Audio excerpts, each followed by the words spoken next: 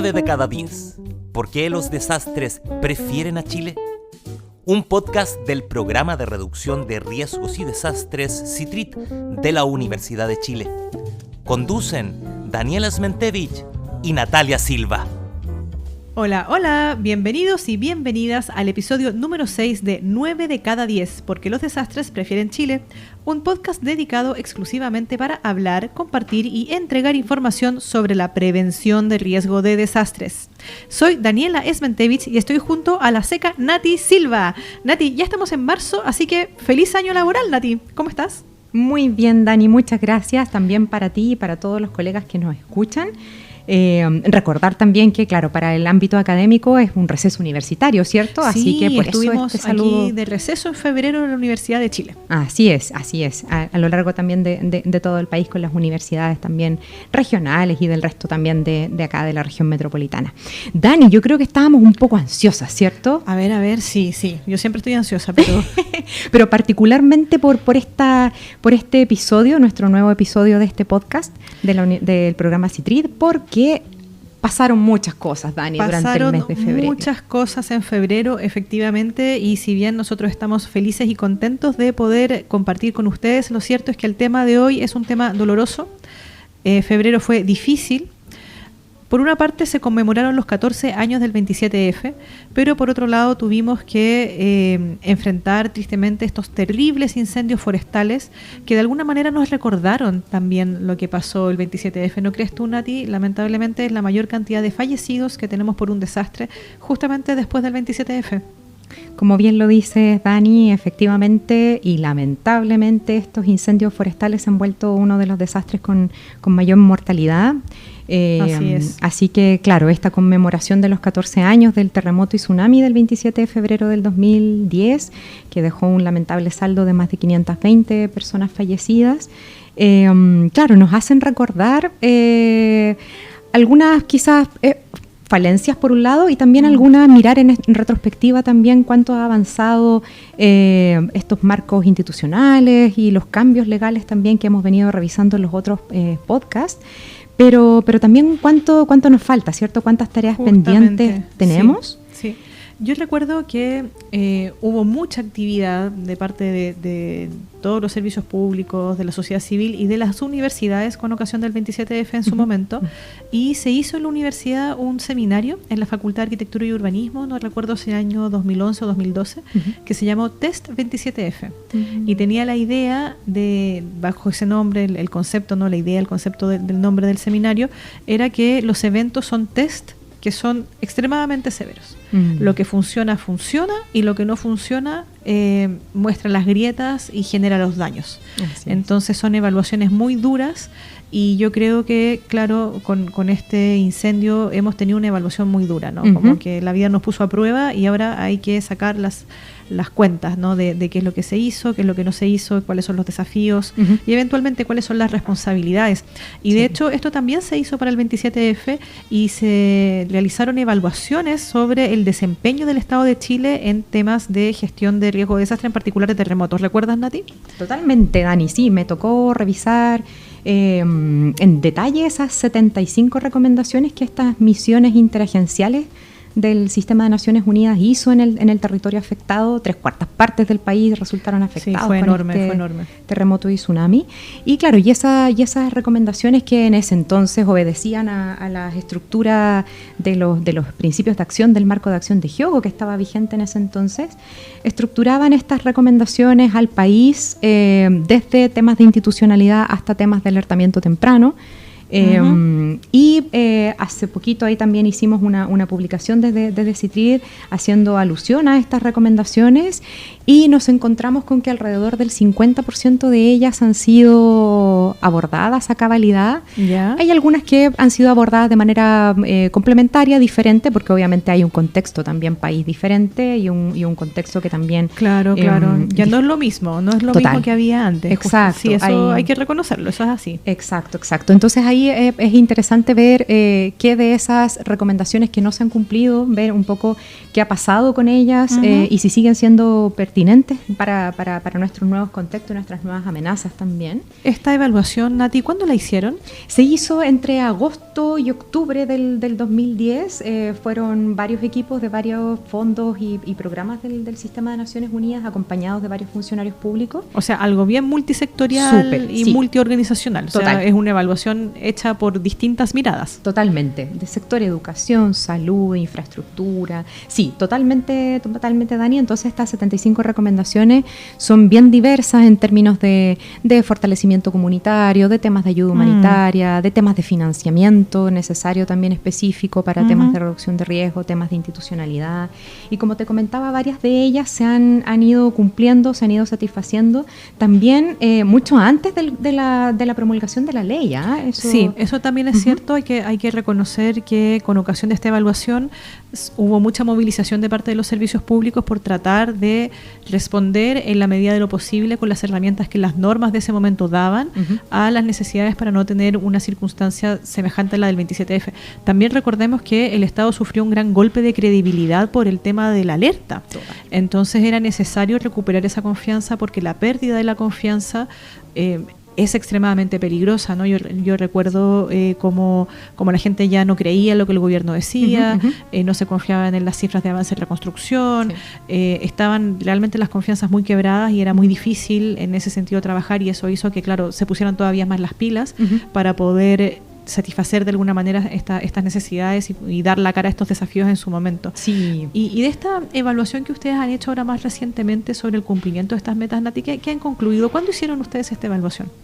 Se hizo hace poco, un poco preparándonos también para que CITRIT también tuviera un pronunciamiento respecto de esta conmemoración de los 14 años, así que ahí estuvimos recopilando, haciendo un check, digamos, de cada una de estas 75. Claro, revisando. Exacto, y claro, ahí uno puede cotejar que hay algunas, como decía anteriormente, que ya se venían cumpliendo, quizás de manera un poco alternativa, pero igual atendían el objetivo que persiguen, previo a la promulgación de la ley, y otras también se cumplen o se dan pie, digamos, para tener un futuro auspicioso, digamos, con la promulgación de este nuevo marco legal, y otras están, digamos, en rojo, en el sentido de que siguen siendo debilidades que el sistema tiene que ponerse ya a tono, pantalón largo, como se dice.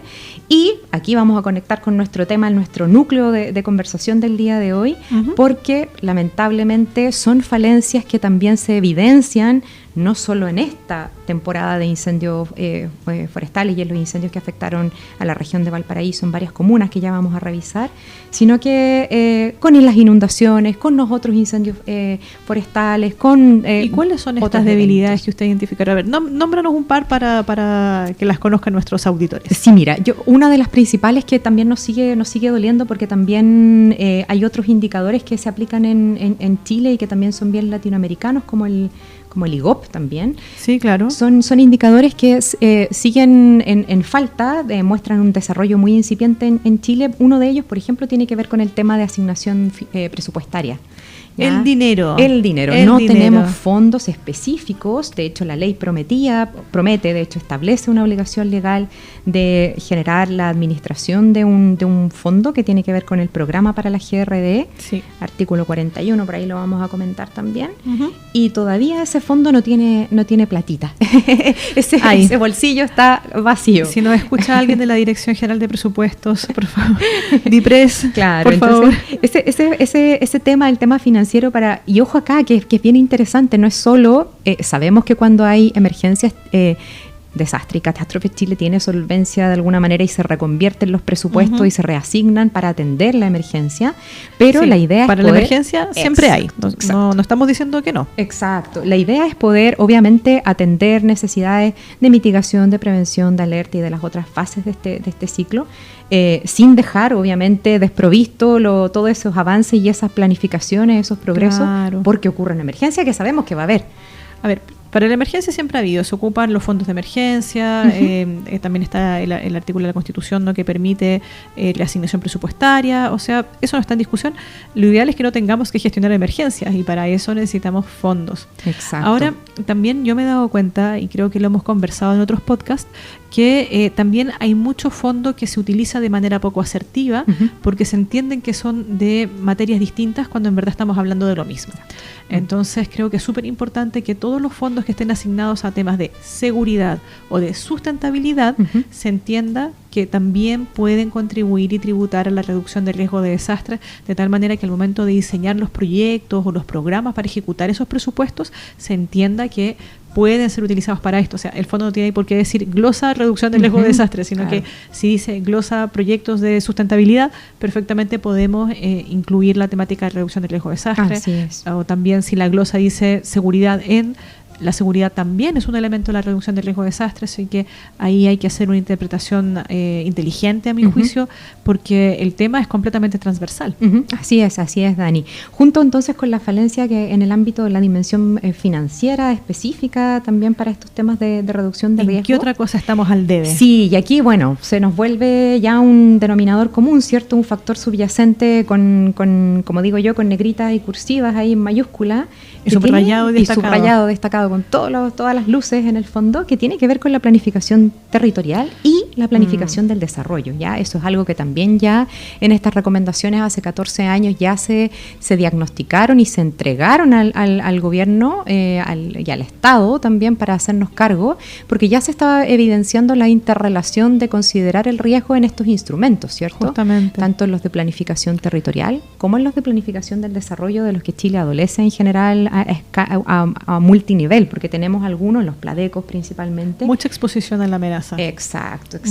Demasiada, too much. Sí. Otro aspecto, Dani, que también esperamos y tenemos toda la fe que la ley efectivamente ya implemente o empieza a diseñar e implementar estos nuevos instrumentos que ya eran recomendados en el 2000, después del terremoto y tsunami del 2010, tiene que ver con la generación de escenarios de caracterización de riesgo, los, comillas, mapas de amenaza y los mapas de riesgo. Hay muchas esperanzas puestas en esos instrumentos. Así es. Sí. Y en el sistema de información también, también en ese entonces, pese al contexto que era muy sismo y tsunami por el 27F, ya se recomendaba también poder tener una herramienta tecnológica que de alguna manera ayude a sistematizar y a tener estos antecedentes, estos estudios, estos diagnósticos, todas estas aplicaciones que existen muchas veces en gran parte del territorio, pero que no están a la vista ni disponibles. Ni unificadas, ¿no? Es tan importante este tema que es tan técnico. ¿Cuál va a ser el soporte de base de datos que tú vas a utilizar para alimentar tus distintos programas? Y ojalá que lleguemos a algún punto que el Estado de Chile logre tener bases de datos comunes o bajo un mismo formato. Bueno, yo no soy experta en esto, soy abogada, es mi humilde aporte, pero una especie de Excel universal que pueda ser utilizado por todos los servicios. Por favor, no me maten, yo sé que es lo que estoy diciendo es muy primario, pero confío que el Instituto Nacional de Estadística pueda darnos sugerencias de cómo almacenar los datos de tal manera que puedan alimentar sistemas, pero que las bases de almacenamiento dialoguen, que por último, si no son iguales, que sean dialogantes. Totalmente, ¿no? Es un enorme desafío. Ahora, nosotros tenemos la materia gris nacional como para poder hacer ese esfuerzo. Total. Aquí hay gente muy capacitada para poder darle soluciones muy concretas, implementarlas y tener esa información, porque sin información no podemos hacer gestión. Así es. Hay experiencia, hay sistemas de información geográfico, ahora todo el tema también de inteligencia artificial, hay harta tecnología, hay hartas cosas que se pueden obviamente también desde la investigación, del desarrollo, todo, innovar y poner obviamente a disposición para que podamos tomar decisiones más oportunas, más informadas y asertivas. Exacto. Sí, es un desafío y la verdad que, con lo que ha sucedido en febrero se puede ver claramente que es algo lo cual tenemos que hacer ahora ya, ¿no?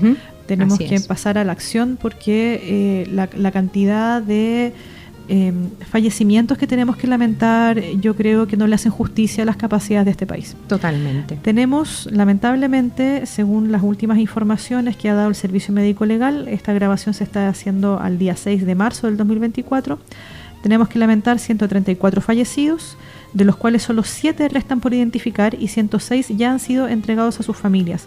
Esto implica un enorme trabajo por parte del personal del Servicio Médico Legal y de las policías que colaboran en este proceso. Desde acá les mandamos un agradecimiento porque sabemos los enormes sacrificios que se tienen que hacer y el esfuerzo que se tiene que hacer para que en un plazo relativamente breve, yo sé que todos los plazos van a ser enormes para los familiares, pero para la capacidad institucional hay que decir que reconocer tal cantidad de cuerpos en las condiciones en las que muchos de ellos llegaron implica un enorme trabajo por parte de los funcionarios del Servicio Médico Legal y policías, así que bueno, hay un compromiso ahí que hay que reconocer. Y también tenemos que lamentar más de 200 desaparecidos. Es muy probable que las cifras de desaparecidos alimenten posteriormente las cifras de fallecidos en la medida que vayan encontrándose más cuerpos. Y según lo ha señalado la autoridad, en particular el Ministerio de Vivienda, más de 6.000 damnificados. Sí, Dani, en primer lugar, como tú bien mencionabas al inicio del podcast, obviamente también nos sumamos a nuestras condolencias.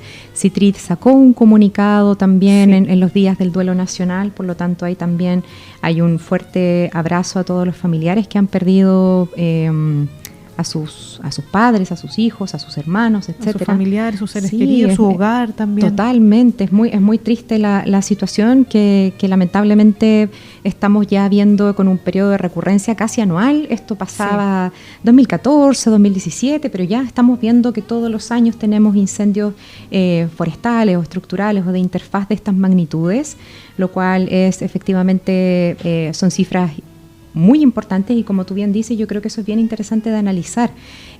Tampoco podemos permitirnos que un evento, como bien lo señala o lo describe la misma ley, que son emergencias locales, emergencias de nivel menor, escalen tan rápidamente a una catástrofe, a un desastre. Justamente en este caso catástrofe, porque tuvimos que solicitar ayuda internacional. Así Entonces, es. en menos de 2 días, porque acá tenemos la cronología, efectivamente, pues Nati.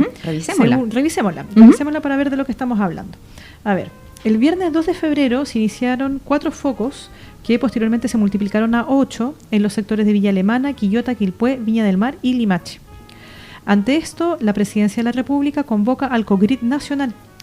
Luego, lamentablemente, entre la noche del viernes a la mañana del sábado 3 de febrero se vive una noche de horror, porque no hay otra palabra, en donde el fuego se expande muy rápidamente. Cae lluvia de fuego sobre las viviendas y los relatos de los afectados son dantescos. Es una descripción, lamento exagerar, pero no puedo verlo de otra manera, de un infierno sobre la tierra. Luego de esto, el mismo 3 de febrero se ordena toque de queda y también se dan las primeras declaraciones por parte del gobernador de la región de Valparaíso, ¿verdad?, Rodrigo Mundaca, quien afirma que estos 4 focos simultáneos iniciaron de manera intencional. Y ya habla de que no estamos hablando de incendios, señala él que ya no se habla de incendios, sino que esto se ha convertido en homicidios por la cantidad de fallecimientos y de daño ocurrido. El 5 de febrero ya se designa a la ministra de Desarrollo Social como encargada del proceso de reconstrucción, esto en cumplimiento de la ley. Conversamos de esto justamente el podcast pasado, ¿no?, de la normativa nueva de reconstrucción. Y posteriormente, el 6 de febrero, ya empieza una discusión pública sobre la responsabilidad de estos eventos, ¿no? Sí. Y también sobre cómo la implementación de ciertas medidas locales de prevención lograron salvar vidas y poblados. En particular llama la atención una nota de prensa del 6 de febrero de Radio Bio Bio que señala, estoy acá citando textual, que el trabajo preventivo fue la clave para evitar que el fuego consumiera las casas del condominio Villa Botania en Quilpué, una de las comunas arrasadas por los incendios forestales del pasado fin de semana. Esta se trataba de una iniciativa en conjunto entre la Corporación Nacional de Forestal, es decir, la CONAF, y Cáritas Chile, denominada Gestión Territorial y Participativa para la Reducción de Riesgo de Incendios Forestales en la interfaz urbano-forestal.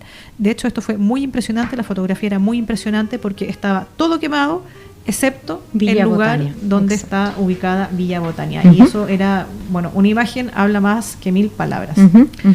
Este es un proyecto que dura y se implementó por más de 2 años y se trabajó en su momento con 14 comunidades. Podemos hablar de eso un poquito más adelante, pero fue muy interesante. Pero siguiendo con la cronología, ya después de la publicación de estas noticias, el 9 de febrero yo creo que podemos decir que empezó la discusión pública sobre asignación de responsabilidades. Sí. Y uno de los puntapiés iniciales para esta discusión lo dio un artículo de CIPER, no sé si tú recuerdas, llamado Municipalidad de Viña del del Mar no tenía vigente el plan de emergencia comunal ni un plan de evacuación antiincendios. Y luego esta discusión se desarrolló y posteriormente ya se declaró superada la emergencia, pero esta discusión sobre atribución de responsabilidades sigue vigente. Se involucró Contraloría General de la República para saber en qué iba la aprobación de estos planes, y por su parte también Senapred respondió una acusación del municipio diciendo que ellos no tenían aprobados los planes porque Senapred se había demorado demasiado en revisarlos, y Senapred se defendió diciendo que los había tenido que objetar porque eran un copy-paste de otros planes y que por lo tanto estaba en periodo de respuesta de objeciones cuando ocurrió los incendios. Y por otra parte también salieron voces de parte del Congreso señalando que cómo era posible que nos estuviéramos preocupando de esto en febrero, siendo que estos planes tuvieron que haber estado listos a mitad de año, antes del inicio de la temporada de incendios. Entonces comenzaron lo que nosotros ya sabemos, ¿verdad? Los dimes y diretes de quién tiene la culpa, y bueno, dentro de poco también la anunciación de los planes de reconstrucción. Este es un proceso que lamentablemente ya conocemos, ¿no es así? Sí. Dani, yo creo que con ese recuento como más de la cronología de los principales hitos que marcaron este mes de febrero, desde el 2 de febrero, que empezamos obviamente a seguir este evento noticioso, yo creo que hay varias cosas que podemos obviamente ahora desarrollar un poquito para quienes nos escuchan. Uno de ellos, yo creo que, claro, tenemos que ir abriendo y tensionando ciertas discusiones a nivel país que ya, claro, estos dimes y diretes, como bien comentas tú, entre el Poder Legislativo, entre el Ejecutivo, los municipios, los voluntarios. Exacto. Mucho ruido. Mucho ruido, y los diagnósticos ya están súper claros, evidencias tenemos de sobra, tenemos fatalidades que también ya no permiten, digamos, mayor laxitud ni dilatación, digamos, de estas alternativas de solución que ya están dichas, que ya están vistas, y que tenemos que, como bien decías tú al principio también, pasar de las palabras a la acción, ¿cierto? Ya hay un tema acá que yo también quería poner sobre la mesa en la conversación de hoy para quienes nos escuchan también. Por favor, Nati. Sí, tómese la palabra con toda libertad. Estoy ahogada, estoy aquí, tengo un nudo. Por favor, dígalo. Sí, pero lo que diga la panelista no representa la opinión. Pongamos voy a hacer el disclaimer.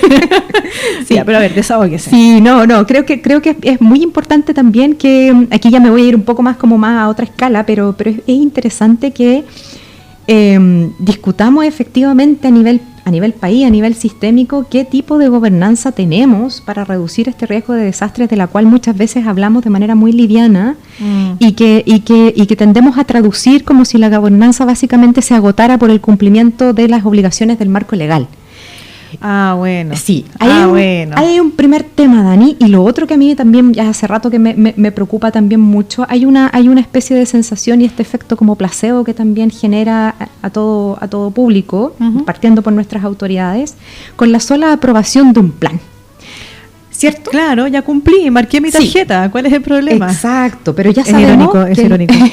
Ya sabemos que este plan aprobado con timbre, etcétera, no nos basta, ya no es suficiente. Necesitamos ver que ese plan, que además tenemos planes, cada ley que se aprueba, y ahí Dani, tú eres más especialista, sí, es que hay demasiados viene planes. Aparejado de un centenar o un millar incluso de planes. Mira, entonces me voy a tomar la libertad de complementarte lo que tú estás diciendo con una reflexión personal también. Disclaimer, lo que diga aquí la panelista no representa la postura de la Universidad de Chile. Pero en mi postura, yo creo que la ley y la norma tiene que ser, como se dice, el diseño escandinavo. ¿Tú has escuchado el diseño escandinavo? No. Ya, bueno. El diseño escandinavo es algo que muy sofisticado, muy de moda, no es nuevo, pero es una forma de diseñar muebles de Escandinavia. Y una de las ideas, que tengo entendido que es un principio del diseño, que tú tienes que entender para qué sirve algo por el solo hecho de mirarlo. Tú sabes para lo que es una fuente porque tú ves una fuente y sabes que es para servir líquidos. Tú ves un asiento y te tiene que quedar claro que eso es para sentarse. Y ese principio, a mi juicio, es muy aplicable en el derecho. Tú con leerlo tienes que entender que se necesita y tiene que ser lo más sencillo y funcional posible. Exacto. Sencillo no es sinónimo de fácil, ¿ya? Para poder elaborar cosas de manera sencilla y simple hay un gran trabajo intelectual de síntesis anterior, pero hay una falencia si es que tenemos tantas leyes que generan tantos planes, de tal manera que cuando un funcionario municipal dice ya, ok, tengo que hacer mi pega, tenga que enfrentarse a tantos documentos y a tantos instrumentos que quede completamente abrumado. Exacto. Y no se haya hecho el trabajo de síntesis para ver cuáles son los puntos en común de todos esos elementos y cuáles son los puntos de diferenciación, de tal manera que todo quede sintetizado, ojalá en un solo o dos instrumentos, porque también esto lo tiene que entender la gente, porque si las personas no entendemos estas cosas, tampoco vamos a poder colaborar con los procesos de reducción de riesgo de desastre. Tal cual, así sí, que sí. Esto aquí yo creo que tenemos que ponernos las pilas en un esfuerzo de síntesis, no sé decir la palabra, lo siento, de síntesis, para poder hacer más eficientes, que no puede ser que por cualquier, o sea, cada amenaza tenga su plan respectivo y no se entiendan de manera integrada. Exacto. Es muy complejo. Ahí, Dani, claro, sabemos que el riesgo son fenómenos complejos, es sistémico, más ahora eventos emergentes que cada vez ya se nos van instalando y se poniendo cada vez más intensos. Ahí es súper interesante avanzar. Claro, yo creo que como en buen chileno no hay que poner todos los huevos en una sola canasta que tiene que ver con los planes, ¿cierto?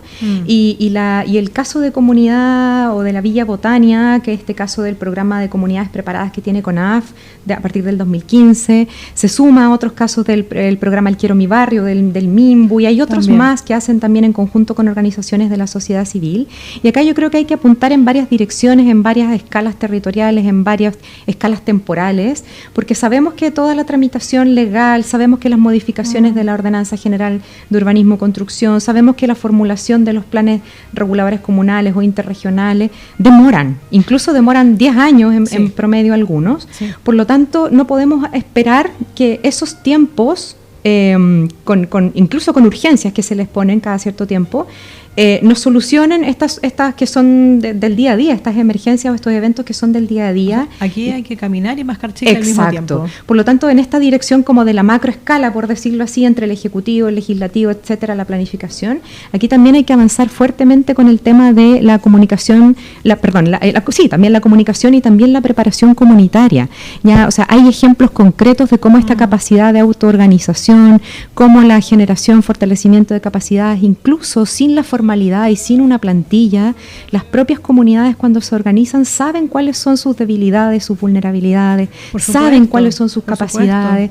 Por lo tanto, hay que apostar por esa vía que quizás sí es más rápida, quizás incluso en términos económicos, monetarios también quizás es más, comillas, barata, y avanzar en estas distintas temporalidades de distintas soluciones para que podamos ir teniendo cada vez menos desastres e ir atendiendo las causas de base de estos procesos de construcción social de riesgo finalmente. Menos desastres, solo emergencias, por favor, gracias. Considerando que la emergencia, ¿verdad?, tiene una escala de daño y de extensión mucho menor. Y también yo te complementaría con algo, que esto es una evaluación también jurídica de mi parte. Y creo que hay algo que falta en todo este proceso, porque se habla de la reconstrucción, pero no se habla de la compensación a las víctimas. Muchas veces se asocia la entrega de un subsidio con una compensación. Y también con una reconstrucción de qué fue lo que pasó, cómo fue que se construyó este proceso de riesgo y cómo fue que se gatilló. Sí. Yo hablo mucho con mis colegas de este tema, pero yo creo que debería haber, y de verdad lo pienso, debería haber como una especie de servicio médico legal, pero de los desastres. Exacto, ¿ya? Sí. ¿Por qué? Sí. Porque no vamos a saber qué hacer mientras no entendamos bien qué fue lo que pasó. Sí. Y en este momento la reconstrucción de estos hechos, estoy hablando de reconstrucción desde un punto de vista forense, ya no reconstrucción de posterior del evento, sino que la reconstrucción de los hechos desde un punto de vista forense se hace en la medida que los afectados individualmente van demandando. Ya sea que demanden al fisco, ya sea que se querellen criminalmente, como fue lo que pasó en el 27F. Entonces, claro, se reconstruye una verdad, se hace una evaluación forense de qué fue lo que pasó, pero orientada al caso particular de la persona que está demandando. Exacto. ¿Ya? Entonces se reconstruye como una verdad parcial. Pero falta, a mi juicio, algo más general. Sí. En los hospitales, por ejemplo, yo tengo entendido, tal vez alguien ahí me podrá corregir, pero tengo entendido que cuando hay algún accidente siempre se hace una investigación, no con el objetivo de buscar algún responsable directo, sino para entender qué fue lo que pasó y mejorar los procesos. y después de eso se buscará a los responsables. Yo creo que aquí debería haber algo similar, porque este es un país que está demasiado expuesto a las amenazas. Entonces yo estoy pensando en voz alta. Imaginémonos todos que existe un servicio médico legal de los desastres. ¿Ya? Ocurre un evento con ciertas características de daño y se aplica un FORIN, una evaluación forense aplicada o ajustada a la situación chilena para determinar cómo se gatilló ese proceso de riesgo, cómo se creó, y luego cómo fue que se gatilló y cómo fue que ocurrieron los daños de la manera en que lo hicieron. Y después esa información se puede tomar por parte de los afectados para demandar o se puede tomar por parte de los servicios para mejorar. Pero si no tenemos una reconstrucción global, no vamos a saber qué hacer al final. Vamos a estar hablando como de partes del tema y no de la torta en conjunto. Totalmente, Dani. FORIN, esta metodología que está, de hecho, por grandes autores que han trabajado por mucho tiempo, también mandamos un saludo ahí a los integrantes de la red de este grupo de Latinoamérica que ha sido... que ha liderado ciertas metodologías de riesgo en nuestra región. FORIN existe, falta efectivamente, como dices tú, que la empecemos a aplicar, que tengamos la voluntad, Dani, de aplicarla. Claro, porque eso va a ser doloroso, ahí van a salir, ahí van a aparecer muchos responsables, ahí la fila de sospechosos de siempre va a ser muy responsable. Y yo, que soy más malvada, yo pienso que lo que deberíamos hacer es que si se identifican responsables, que se los obligue a pagar una cierta cantidad de dinero para crear un fondo de compensación a las víctimas. Mira, una multa. Yo creo que eso haría que los procesos de reducción del riesgo de desastre preventivo funcionaran mucho más rápido. Tengo la ligera por sospecha. La razón o la fuerza. Tengo la ligera sospecha, así como ya, mira, según este FORIN, tu grado de... Obviamente todo esto, una simplificación, por favor. Según este FORIN, tu grado de responsabilidad es como del 30%, así que la cantidad de víctimas son tales y los daños son tantos, por lo tanto debería repararse en cierta cantidad de millones de pesos, vas a tener que colaborar con el 30% de este fondo estimado. Es interesante hacer FORIN, porque efectivamente lo que hace es como deconstruir este proceso de qué sucedió desde procesos históricos, culturales, políticos, etcétera, qué pasó para que llegáramos a este, comillas, sitio de suceso, ¿cierto? Donde este desastre es como si fuéramos un caso de una persona fallecida, por ejemplo, haciendo la analogía. Entonces, claro, este FORIN, esta metodología nos permitiría finalmente poder concluir respecto de no solo que falló, sino que efectivamente poder decirlo con certeza y con tranquilidad de que son lecciones aprendidas, ¿cierto? Porque hablamos mucho de ese concepto, pero yo también me pregunto, y yo creo que Dani, tú también, ¿qué aprendemos? Porque finalmente hay mucho de diagnóstico, mucho escrito de cuáles son los fallos, pero no se incorporan y no se hace una mejora continua de ciertos procesos o procedimientos o instructivos o guías o planes, etcétera, la cantidad instrumental que hay respecto para gestionar. Entonces, finalmente, estos eventos nos terminan evidenciando estas falencias que venimos arrastrando, porque, claro, obedecen, finalmente por ahí también hay autores que se dan estas licencias más poéticas y comentan, poética, me encanta. y comentan que los desastres efectivamente son patologías. Hay cosas ahí fallando que están asociadas a los modelos de desarrollo. Podemos hacer otro podcast o más de un podcast respecto de eso, pero en el fondo es necesario que ya empecemos a hablar de estos temas que son más dolorosos, son más incómodos, ¿cierto? Claro, ponerle nombre y apellido y monto. Porque, insisto, tal vez uno de los elementos que fomenta esta patología es el hecho de que no existe una compensación a las víctimas, a mi juicio. No quiero decir real, porque el pago de subsidios claramente es un esfuerzo por parte del Estado, pero intencionada y explícita. Explícita, porque está bien que tendemos esta tendencia a confundir la compensación a la víctima con la entrega del subsidio habitacional, pero no es lo mismo. O sea, una cosa responde a un proceso de reconstrucción y habitabilidad de la persona afectada, y otra es reconocer, ¿sabes qué más? Nos hicieron las cosas bien por un montón de factores y te vamos a compensar este daño. Porque hablemos de nuevo del 27F. En el 27F murieron 500 personas. ¿Cuántas de ellas demandaron y obtuvieron una indemnización del fisco? Entonces, al final, ¿qué está saliendo más barato? ¿El pagar un proceso de reconstrucción o el prevenir? Porque aparte es extremadamente caro para los afectados demandar. El pagar un abogado, el iniciar un proceso, el tener las evidencias, los peritajes es extremadamente difícil. Aquí hay un tema pendiente que es la compensación a las víctimas de eventos de gran daño. Es mi opinión. Sí. La ley no lo maneja y podemos entender que tal vez es un tema pendiente en consideración al desarrollo que hemos tenido desde el 2010 a la fecha. Ya no todo se puede inmediatamente, esto es un proceso, no todo se puede de inmediato, pero es un tema pendiente que a mi juicio fomenta esta manera patológica de trabajar el tema. Sí, Dani, y ahí volvemos también a mencionar algunas ideas fuerza de los episodios anteriores, el tema de por muchas compensaciones en distintos planos no van a subsanar las pérdidas de vida y por cierto también las pérdidas de los medios de vida, todo su entorno. Imagínate la pérdida también que es inconmensurable, el tema del jardín botánico, por ejemplo, ahora la cantidad de especies, etcétera. Entonces ahí efectivamente el llamado también es a poder reflotar el valor de la inversión en medidas que son más gestiones prospectivas, gestiones más incluso correctivas para que evitar que los pagos o los gastos en temas de respuesta y reconstrucción sean tan altos como lo estamos viviendo ya en manera reiterada en nuestro país. Bueno, la verdad que tenemos mucho que seguir conversando sobre este tema. Nos quedamos con temas en el tintero aquí en nuestra minuta, Nati, pero nos comprometemos con ustedes, nuestros radio escuchas, a seguir analizando esta situación, porque ahora se viene el proceso de reconstrucción. O sea, ya empezó, así que vamos con Nati a hacerle seguimiento. Vamos a hablar también de los aspectos legislativos que han habido sobre el tema de incendios, ¿no? Ha habido mucha actividad en el Congreso parlamentaria sobre este tema, así que vamos a retomar todas estas temáticas que nos quedaron dando vuelta para hacerle seguimiento al proceso de reconstrucción, así que les avisamos desde ya que nuestros futuros podcasts van a estar dedicados por lo menos en los siguientes meses a este tema, ¿no? Tal vez no completamente, pero sí va a ser un asunto permanente porque hay que comentarlo y hay que ver cómo sigue, y es interesante ver cómo nos va después de este test, ¿no? El incendio ha sido un test, así que hay que hacerle seguimiento a nuestra evaluación. Así que, bueno, estamos llegando al final de este capítulo. Hoy hemos analizado la situación de los incendios forestales que tristemente han afectado a nuestro país, y como ya les dijimos, continuaremos haciendo un análisis al respecto. Aprovechamos de todas formas y reiteramos nuestro sentido pésame de parte de la Universidad de Chile a todos los familiares de las víctimas, un agradecimiento también muy profundo y sincero a los primeros respondedores, a los funcionarios públicos que sabemos que han dado todo su esfuerzo en el servicio, y a las personas comunes y corrientes, al llamado ciudadano de a pie que en la medida de sus fuerzas ha apoyado en la respuesta y en la recuperación.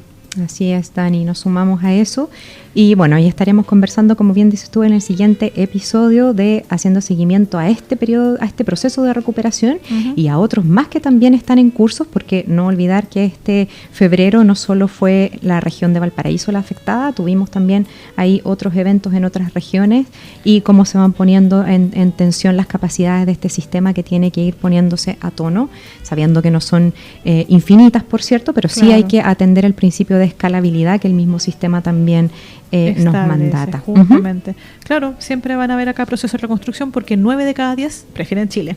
Un gusto y nos estamos viendo en el próximo episodio. 9 de cada 10.